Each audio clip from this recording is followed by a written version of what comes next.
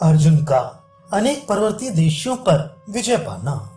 वैशंपायन जी कहते हैं, जन्मेजय, उनके ऐसा कहने पर धनंजय ने भगदत्त से कहा, राजन, आपने जो कर देना स्वीकार कर लिया, इतने से ही मेरा सब सत्कार हो जाएगा।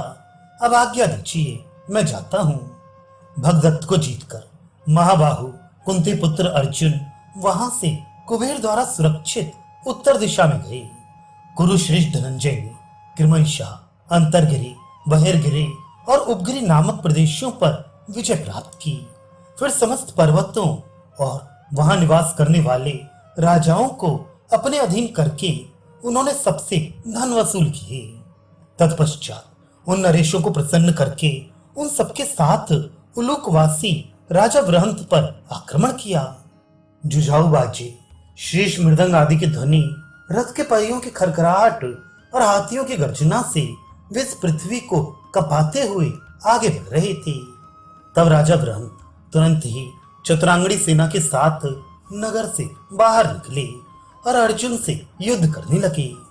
उस समय अर्जुन और बृहंत में बड़ी जोर की मारकाट शुरू हुई, परंतु बृहंत पांडु पुत्र अर्जुन के पराक्रम को ना सह सके। कुंती कुमार को असह्य मानकर दुर्धर्षवीर पर्वतराज बृहंत युद्ध से हट गए और सब प्रकार के रत्नों की भेंट लेकर उनकी सेवा में उपस्थित हुए।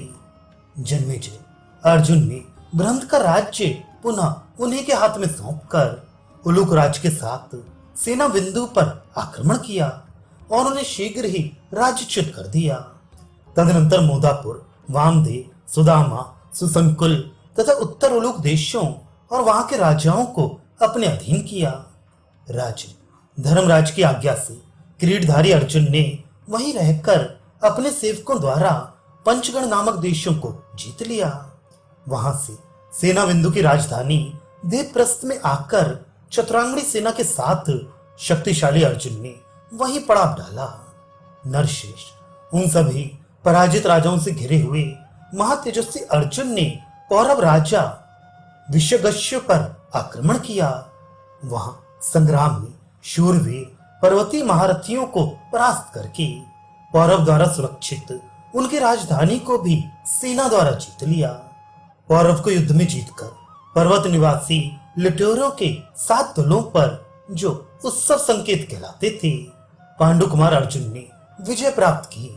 इसके बाद क्षत्रिय शिरोमणि धनंजय ने काश्मीर के क्षत्रिय वीरों को तथा 10 मंडलों के साथ राजा लोहित को भी जीत लिया। तदनंतर त्रिगर्त, दार और कोकनद आदि बहुत से क्षत्रिय नरेशगण सब ओर से कुंती नंदन अर्जुन की शरण में आए।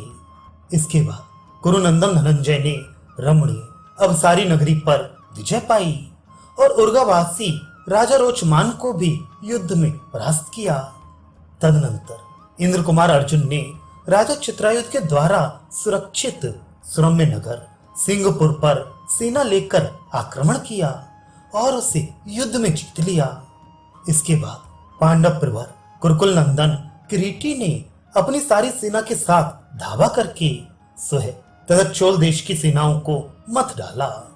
तत्पश्चात परम पराक्रमी इंद्र कुमार ने बड़ी भारी मारकाट मचाकर दुर्धर्षवीर वाहिकों को वश में किया।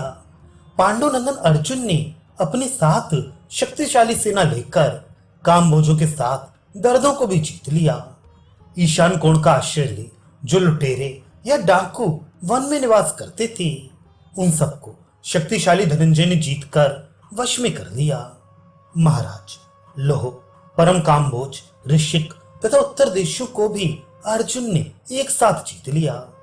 ऋषिक देश में भी ऋषिक राज और अर्जुन में तारका में संग्राम के समान बड़ा भयंकर युद्ध हुआ। राजन, युद्ध के मुहाने पर ऋषिकों को हराकर अर्जुन ने तोते के उदर के समान हरे रंग वाले 8 घोड़े उनसे भेंट लिए। इनके सिवा मोर के समान रंग वाले उत्तम, गतिशील और शीघ्रगामी दूसरे भी बहुत से घोड़े वे कर के रूप में वसूल कर लाए। इसके बाद पुरुषोत्तम अर्जुन संग्राम में हिमवान और निष्कृष्ट प्रदेश के अधिपतियों को जीतकर धवलगिरी पर आए और वहीं सेना का पड़ाव डाला।